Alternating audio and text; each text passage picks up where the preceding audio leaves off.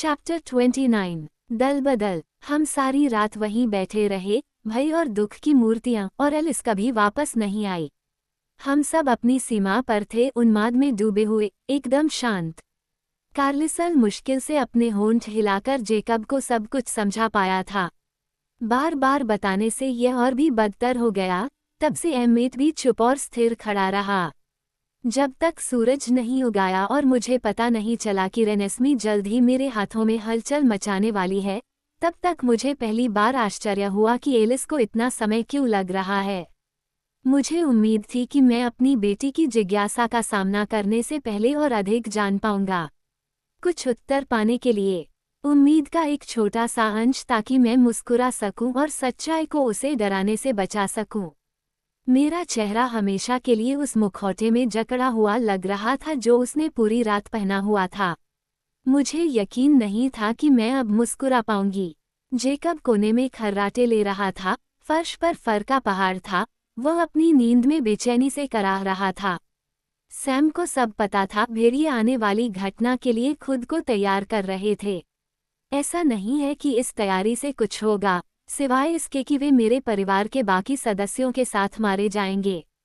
सूरज की रोशनी पीछे की खिड़कियों से टूटकर एडवर्ड की त्वचा पर चमक रही थी। एलिस के जाने के बाद से मेरी आंखें उसकी आंखों से नहीं हटी थीं। हम पूरी रात एक दूसरे को देखते रहे, उस चीज को देखते रहे जिसे खोकर हम दोनों में से कोई भी नहीं जी सकता था, एक दूसरे को। मैंने देखा कि सूरज की रोशनी मेरी त्वचा को छूते ही उसकी पीड़ा भरी आंखों में मेरी परछाई चमक उठी। उसकी भौहें थोड़ी सी हिली, फिर उसके होंठ। एलिस, उसने कहा। उसकी आवाज बर्फ के पिघलने जैसी थी। हम सब थोड़े से टूटे, थोड़े से नरम पड़े, फिर से हिले। वो बहुत समय से चली गई है, रोसेली ने आश्चर्यचकित होकर कहा। वो कहाँ हो सकती है? एम्मेट ने दरवाजे की ओर कदम बढ़ाते हुए सोचा। एस्मे ने अपना हाथ उसकी बांह पर रखा। हम परेशान नहीं करना चाहते। उसने पहले कभी इतना समय नहीं लिया, एडवर्ड ने कहा। नई चिंता ने उसके चेहरे पर बने मुखौटे को चीर दिया। उसकी विशेषताएं फिर से जीवंत हो उठी। उसकी आंखें अचानक नए भय, अतिरिक्त घबराहट से चौड़ी हो गईं। कार्लिसल, तुम्हें नहीं लगता कुछ पूर्व निर्धारित? क्या एलिस के पास ये देखने का समय होता कि उन्होंने उसके लिए किसी को भेजा है? एरो का पारदर्शी चेहरा मेरे दिमाग में छा गया। एरो, जिसने एलिस के दिमाग के हर कोने को देखा था, जो जानता था कि वह क्या कर सकती है। एम्मेट ने इतनी जोर से गाली दी कि जेकब गुर्राते हुए अपने पैरों पर खड़ा हो गया। याद में, उसकी गुर्राहट उसके झुंड में गूंज रही थी। मेरा परिवार पहले से ही कार्रवाई के लिए तैयार था।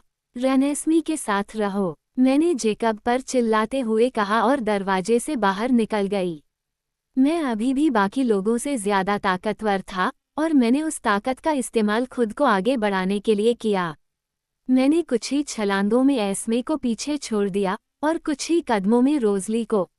मैं घने जंगल से होते हुए दौड़ता रहा जब तक कि मैं एडवर्ड और कार्लिसले के ठीक पीछे नहीं आ गया। क्या वे उसे आश्चर्यचकित कर पाते? कार्लिसले ने पूछा। उसकी आवाज़ ऐसी थी मानो वो पूरी गति से दौड़ने के बजाय स्थिर खड़ा हो।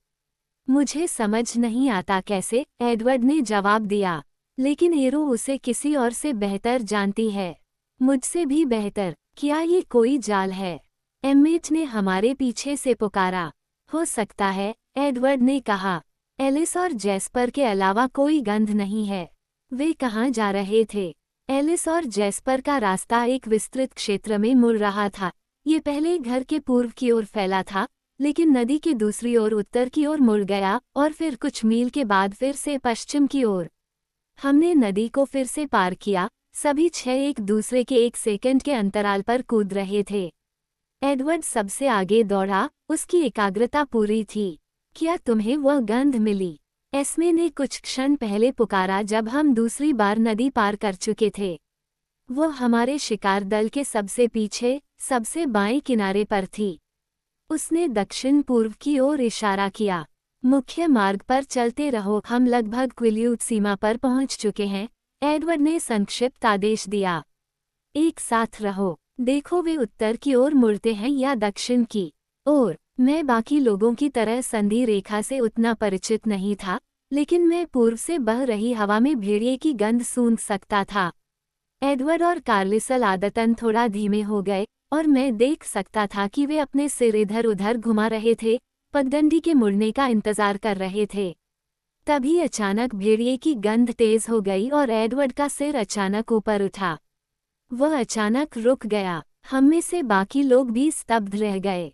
सैम, एडवर्ड ने सपाट आवाज में पूछा, यह क्या है? सैम कुछ 100 गज दूर पेड़ों के बीच से आया, अपने मानव रूप में तेजी से हमारी ओर चल रहा था। उसके दोनों ओर 2 बड़े भेड़िए पॉल और जेरेड थे। सैम को हम तक पहुंचने में थोड़ा समय लगा, उसकी मानवीय गति ने मुझे अधीर कर दिया। मैं जो हो रहा था उसके बारे में सोचने के लिए समय नहीं चाहता था। मैं गति में रहना चाहता था, कुछ करना चाहता था।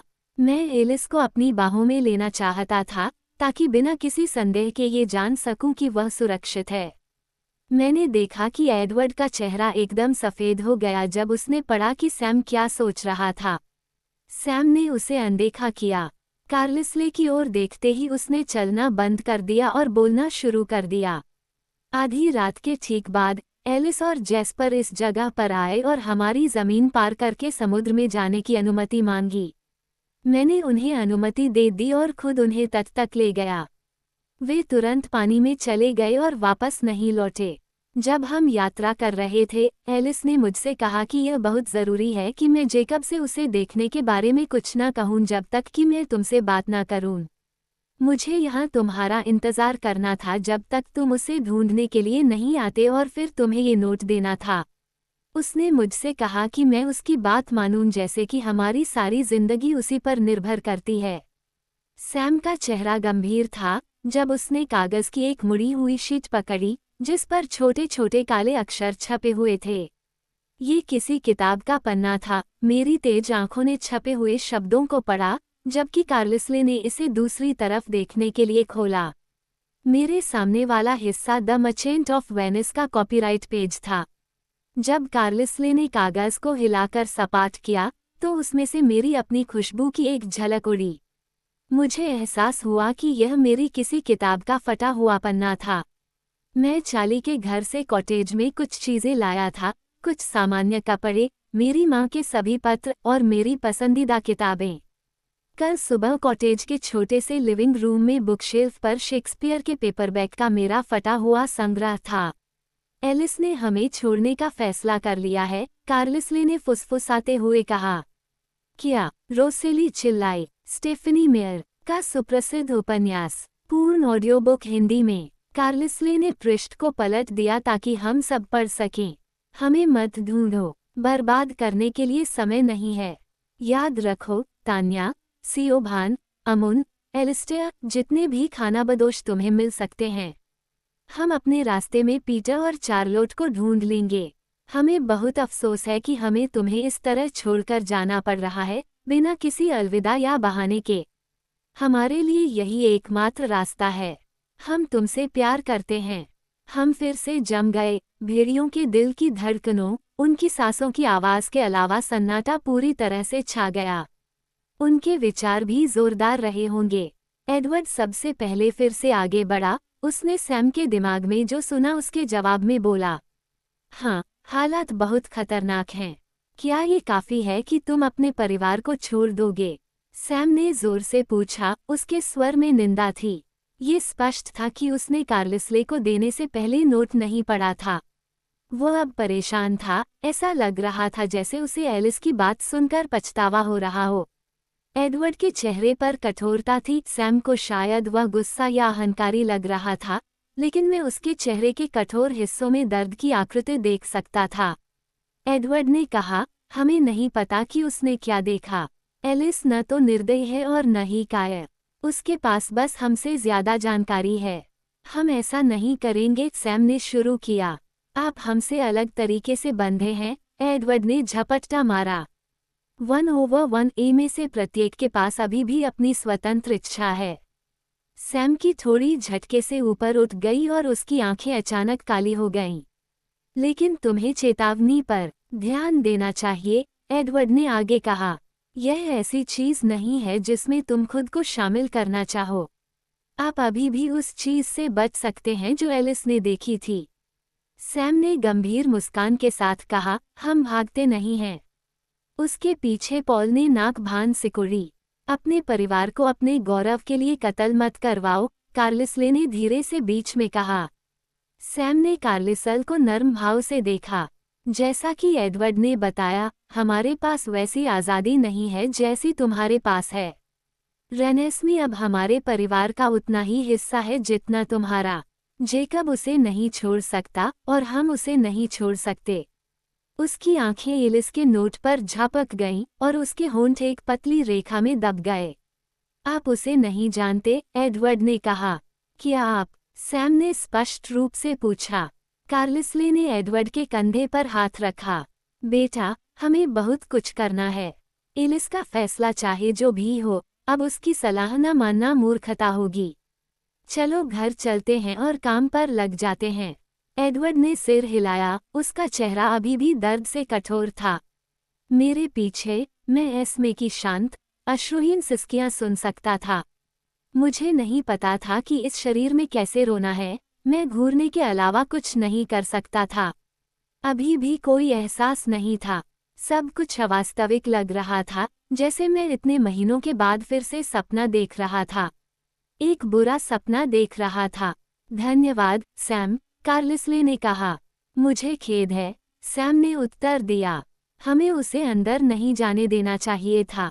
तुमने सही काम किया, कार्लिसले ने उससे कहा। एलिस जो चाहे करने के लिए स्वतंत्र है। मैं उसे इस स्वतंत्रता से वंचित नहीं करूंगा। मैंने हमेशा कलन परिवार को एक अविभाज्य इकाई के रूप में सोचा था। अचानक, मुझे याद आया कि यह हमेशा ऐसा नहीं था। कार्लिसले ने एडवर्ड, एस्मे, रोज़ली और एम्मेट को बनाया था। एडवर्ड ने मुझे बनाया था। हम शारीरिक रूप से रक्त और विष से जुड़े हुए थे। मैंने कभी नहीं सोचा था कि एलिस और जैस्पर को परिवार में गोद लिया गया था। लेकिन सच में, एलिस ने कलन परिवार को गोद लिया था। वो अपने असंबद्ध अतीत के साथ सामने आई थी, जैस्पर को उसके साथ लेकर आई थी और खुद को उस परिवार में फिट कर लिया था जो पहले से ही मौजूद था। वो और जैस्पर दोनों कलन परिवार के बाहर एक और जीवन जानते थे। क्या उसने वास्तव में एक और नया जीवन जीने का फैसला किया था जब उसने देखा कि कलन परिवार के साथ जीवन खत्म हो गया था? हम तो बर्बाद हो गए, है न? कोई उम्मीद नहीं थी, एक भी किरण, एक भी चमक नहीं थी जो एलिस को यकीन दिला पाती कि उसके पास हमारे पक्ष में मौका है। सुबह की चमकदार हवा अचानक अधिक घनी और अधिक काली लगने लगी, मानो मेरी निराशा ने उसे शारीरिक रूप से अंधकार में कर दिया हो। मैं बिना लड़े हार नहीं मानूंगा, एम्मेट ने दबी हुई सांस में कहा। एलिस ने हमें बताया है कि क्या करना है। चलो इसे पूरा करते हैं। बाकी लोगों ने दृढ़ निश्चय के साथ सिर हिलाया और मुझे एहसास हुआ कि वे एलिस द्वारा दिए गए मौके पर ही भरोसा कर रहे थे, कि वे निराशा में नहीं पड़ने वाले थे और मरने का इंतजार नहीं करने वाले थे। हाँ, हम सब लड़ेंगे। और क्या था, और जाहिर है कि हम दूसरों को भी इसमें शामिल करेंगे, क्योंकि एलिस ने हमें छोड़ने से पहले ऐसा कहा था। हम एलिस की आखिरी चेतावनी का पालन कैसे नहीं कर सकते थे? भेड़िए भी रेनेस्मी के लिए हमसे लड़ेंगे। हम लड़ेंगे, वे लड़ेंगे और हम सब मरेंगे। मुझे वैसा दृढ़ संकल्प महसूस नहीं हुआ जैसा कि दूसरों को महसूस हुआ। एलिस को बाधाओं का पता था। वो हमें एकमात्र मौका दे रही थी जो उसे दिख रहा था, लेकिन वह मौका इतना कम था कि वह उस पर दांव नहीं लगा सकती थी। मुझे ऐसा महसूस हुआ कि मैं पहले ही पराजित हो चुका हूँ। मैंने सैम के आलोचनात्मक चेहरे की ओर से मुंह मोड़ लिया और कार्लिसले के पीछे घर की ओर चल पड़ा। अब हम अपने आप ही दौड़ने लगे, पहले जैसी घबराहट वाली जल्दबाजी नहीं रही। जैसे ही हम नदी के पास पहुंचे, एस्मे का सिर ऊपर उठा। वहां दूसरा रास्ता था, वह ताज़ा था। उसने आगे की ओर सिर हिलाया, जहां उसने एडवर्ड का ध्यान आकर्षित किया था। जब हम एलिस को बचाने के लिए दौड़ रहे थे, ये दिन के पहले का ही होगा। ये सिर्फ एलिस थी, जैस्पर नहीं था, एडवर्ड ने बेजान भाव से कहा। एस्मे का चेहरा मुरझा गया और उसने सिर हिला दिया। मैं दाईं ओर खिसक गया, थोड़ा पीछे रह गया। मुझे यकीन था कि एडवर्ड सही था, लेकिन साथ ही आखिर एलिस का नोट मेरी किताब के एक पन्ने पर कैसे आ गया? बेला, एडवर्ड ने भावशून्य स्वर में पूछा, जबकि मैं झिझक रही थी। मैं उस मार्ग का अनुसरण करना चाहता हूँ, मैंने उससे कहा, एलिस की हल्की गंध को सूंघते हुए जो मुझे उसके पहले की उड़ान पथ से दूर ले गई। मैं इसके लिए नया था, लेकिन मुझे इसकी गंध बिल्कुल वैसी ही लगी, बस जैस्पर की गंध कम थी। एडवर्ड की सुनहरी आंखें खाली थीं। शायद ये घर की ओर ही जाता है, तो मैं वहां आपसे मिलूंगा। पहले तो मैंने सोचा कि वो मुझे अकेले जाने देगा, लेकिन फिर जब मैं कुछ कदम दूर चला गया तो उसकी खाली आंखों में चमक आ गई।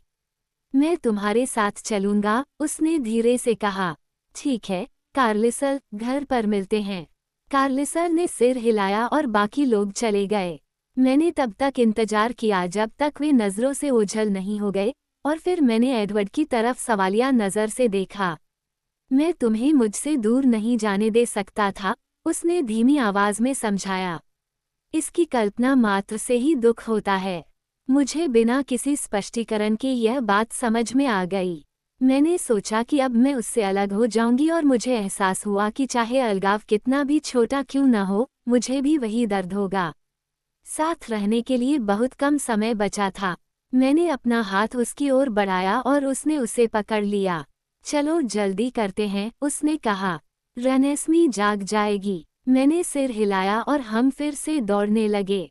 यह शायद मूर्खतापूर्ण बात थी, सिर्फ जिज्ञासा के लिए रेनेस्मी से दूर समय बर्बाद करना।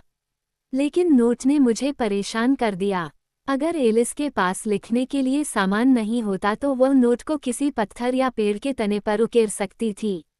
वह हाईवे के किनारे किसी भी घर से पोस्ट-इट्स का पैड चुरा सकती थी। मेरी किताब क्यों? उसे यह कब मिली? निश्चित रूप से ये रास्ता एक घुमावदार रास्ते से वापस कॉटेज की ओर जाता था जो कुलेंस के घर और पास के जंगल में भेड़ियों से बहुत दूर था। एडवर्ड की भौहें भ्रम में कस गईं क्योंकि यह स्पष्ट हो गया था कि रास्ता कहाँ जाता है। उसने तर्क करने की कोशिश की। वह जैस्पर को अपना इंतजार करने के लिए छोड़कर यहाँ आ गई। अब हम कॉटेज के करीब पहुँच चुके थे और मुझे बेचैनी महसूस हो रही थी। एडवर्ड का हाथ अपने हाथ में पाकर मैं खुश थी, लेकिन मुझे ये भी लग रहा था कि मुझे यहाँ अकेले रहना चाहिए। पेज को फाड़कर जैस्पर के पास ले जाना एलिस के लिए एक अजीब बात थी। ऐसा लगा जैसे उसकी हरकत में कोई संदेश छिपा था जिसे मैं बिल्कुल भी नहीं समझ पाई। लेकिन यह मेरी किताब थी, इसलिए संदेश मेरे लिए ही होना चाहिए। अगर वह एडवर्ड को कुछ बताना चाहती थी, तो क्या वह उसकी किताब से एक पेज नहीं निकालती? किताबें, मुझे बस 1 मिनट दो, मैंने कहा और जैसे ही हम दरवाजे के पास पहुंचे, मैंने अपना हाथ छुड़ा लिया। उसका माथा सिकुड़ गया। बेला, कृपया 30 सेकंड। मैंने उसके जवाब का इंतजार नहीं किया। मैं दरवाज़ा खोलकर अंदर घुसा और उसे अपने पीछे बंद कर लिया। मैं सीधे किताबों की अलमारी के पास गया।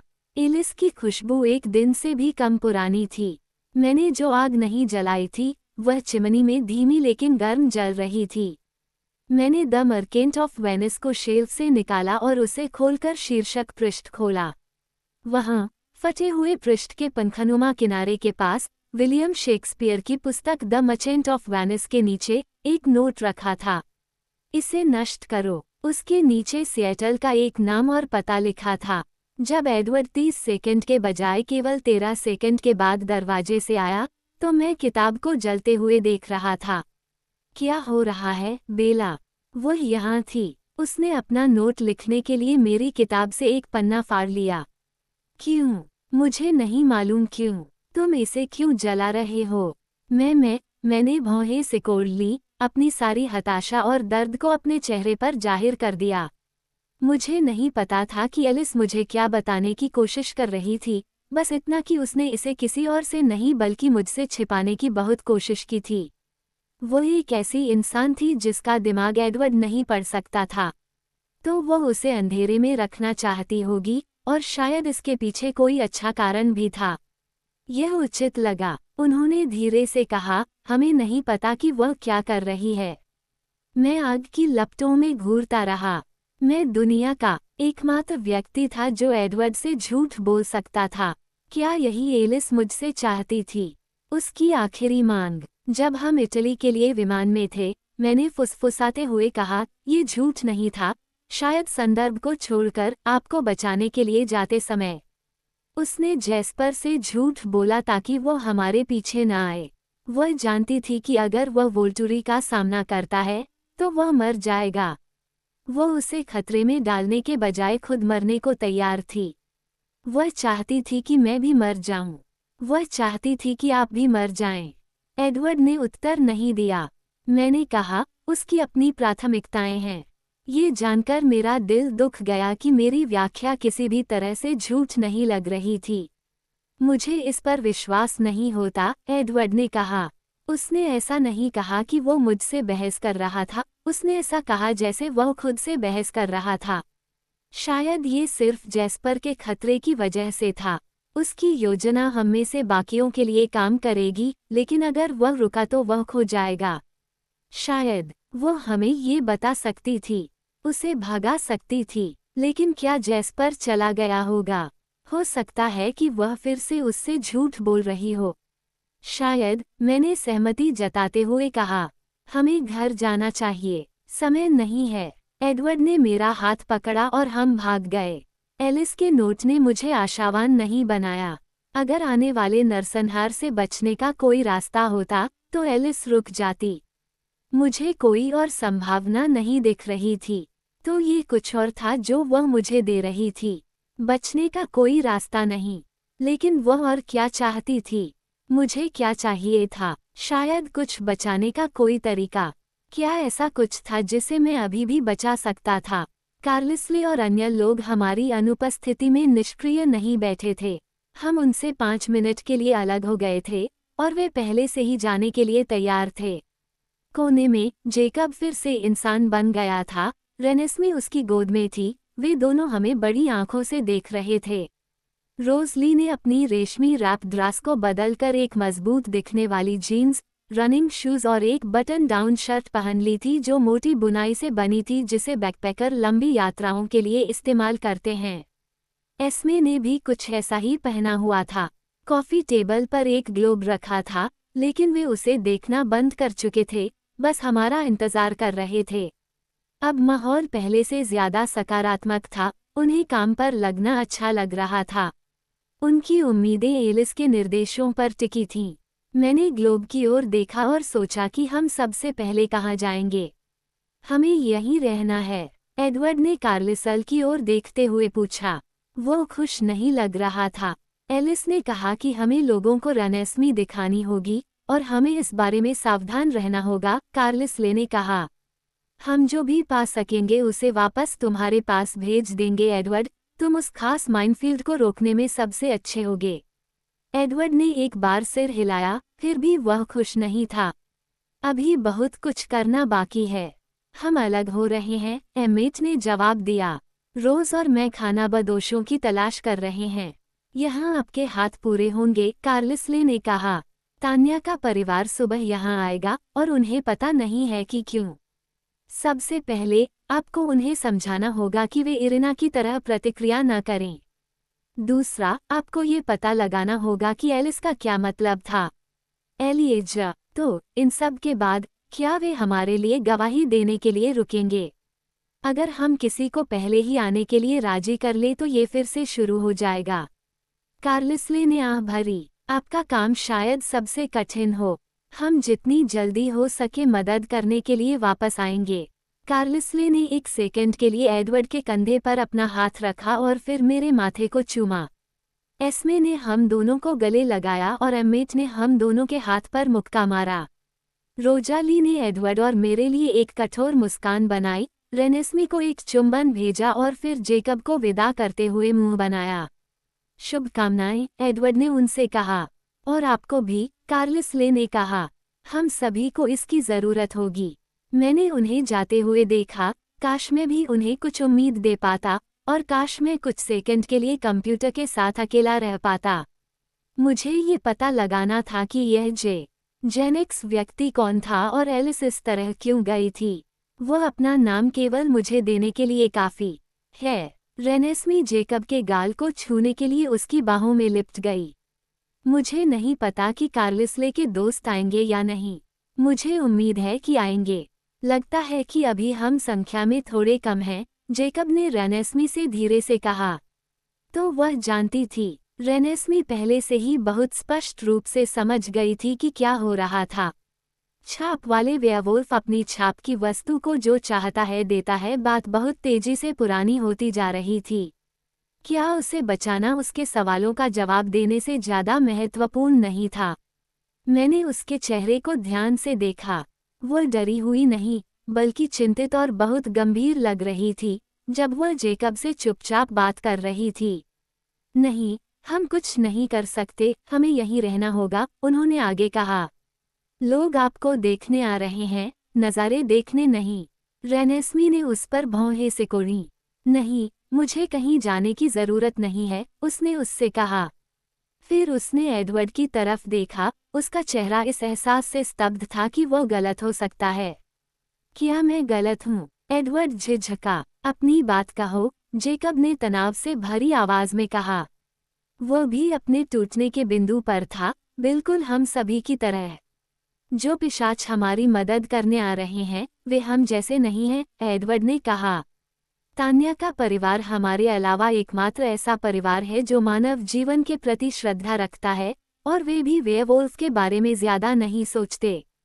मुझे लगता है कि यह ज़्यादा सुरक्षित हो सकता है। मैं अपना ख्याल खुद रख सकता हूँ, जेकब ने बीच में कहा। एडवर्ड ने आगे कहा, रेनेस्मी के लिए यह अधिक सुरक्षित होगा यदि उसके बारे में हमारी कहानी पर विश्वास करने का विकल्प वेयरवुल्फ के साथ उसके संबंध से दूषित न हो।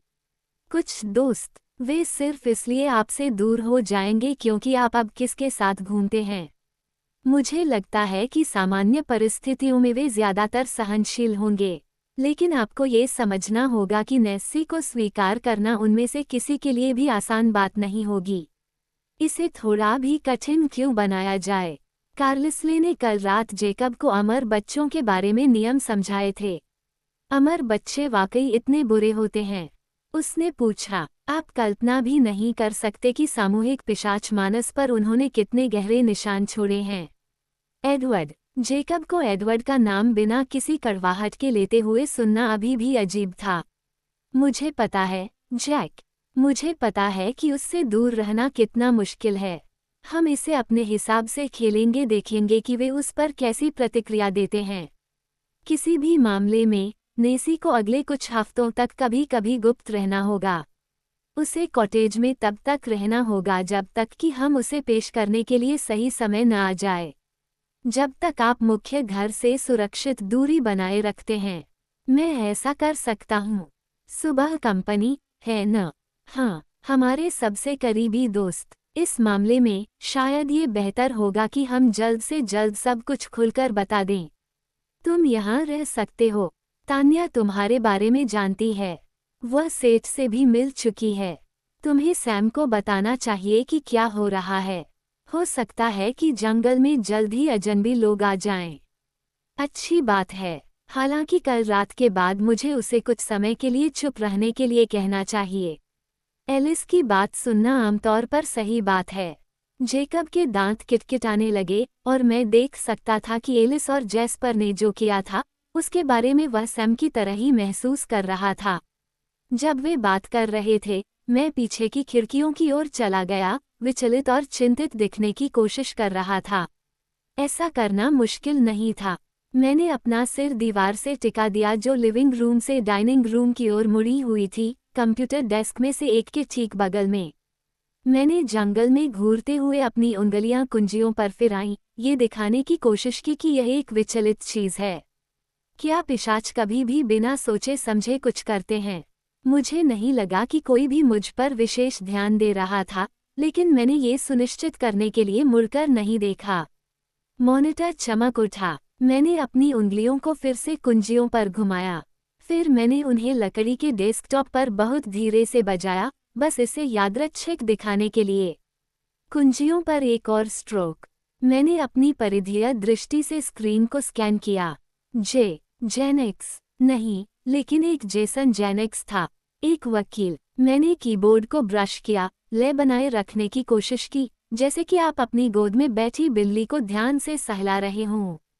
जेसन जेनिक्स के पास अपनी फर्म के लिए एक शानदार वेबसाइट थी, लेकिन होमपेज पर पता गलत था। सिएटल में, लेकिन एक अलग जिप कोड में। मैंने फ़ोन नंबर नोट किया और फिर लय में कीबोर्ड को स्ट्रोक किया। इस बार मैंने विज्ञापन खोजा, लेकिन कुछ भी नहीं आया, जैसे कि पता मौजूद ही नहीं था।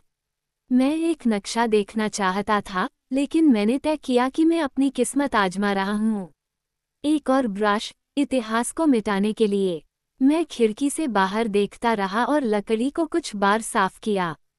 मैंने फर्श से हल्के कदमों की आवाज़ सुनी, और मैं मुड़ा और मुझे उम्मीद थी कि यह पहले जैसा ही भाव होगा। रेनेस्मी ने मेरी ओर हाथ बढ़ाया और मैंने अपनी बाहें खोल दीं। वो खुद को उनमें लपेटती हुई, वेयरवुल्फ की तेज गंध से भरी हुई, और अपना सिर मेरी गर्दन से सटाकर बैठ गई।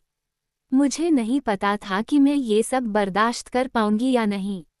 मैं अपनी, एडवर्ड की और अपने परिवार के बाकी सदस्यों की जान के लिए जितना डरी हुई थी, यह उतना ही भयावह नहीं था जितना कि मैं महसूस कर रही थी। मेरी बेटी के लिए, उसे बचाने का कोई ना कोई तरीका तो होना ही था, भले ही वह एकमात्र चीज़ थी जो मैं कर सकता था।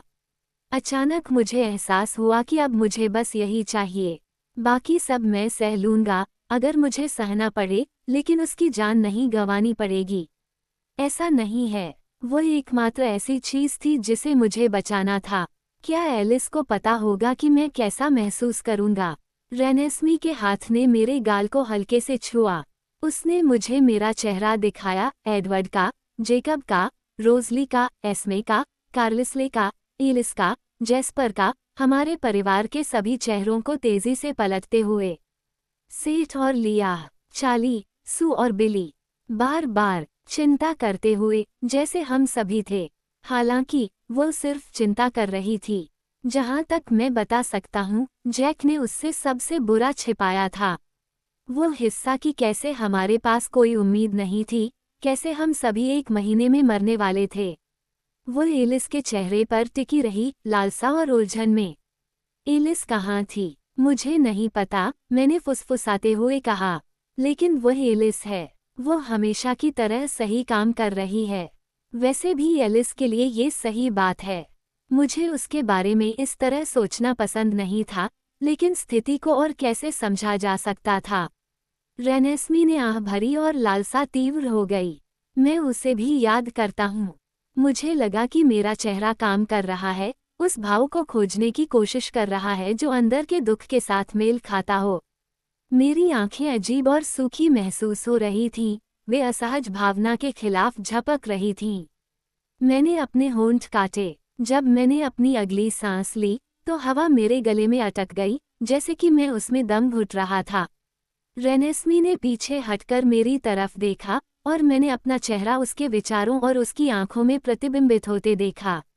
मैं आज सुबह एस्मे की तरह दिख रहा था, तो रोने का एहसास ऐसा ही था। रेनेस्मी की आंखें गीली चमक से भर गईं जब उसने मेरा चेहरा देखा। उसने मेरे चेहरे को सहलाया, मुझे कुछ नहीं दिखाया, बस मुझे शांत करने की कोशिश की। मैंने कभी नहीं सोचा था कि हम दोनों के बीच माँ बेटी का रिश्ता बदल जाएगा, जैसा कि रेनी और मेरे बीच हमेशा से था। लेकिन मेरे पास भविष्य के बारे में बहुत स्पष्ट दृष्टिकोण नहीं था। रेनेस्मी की आंख के किनारे पर आंसू आ गए। मैंने उसे चूमकर पोंछ दिया। उसने आश्चर्य से अपनी आंख को छुआ और फिर अपनी उंगलियों पर नमी देखी। मत रो, मैंने उससे कहा। सब ठीक हो जाएगा, तुम ठीक हो जाओगी। मैं तुम्हारे लिए इससे बाहर निकलने का रास्ता ढूंढ लूंगा। अगर मैं कुछ और नहीं कर सकता था, तो भी मैं अपनी रेनेस्मी को बचा लेता। मैं पहले से कहीं ज्यादा सकारात्मक था कि एलिस मुझे यही देगी।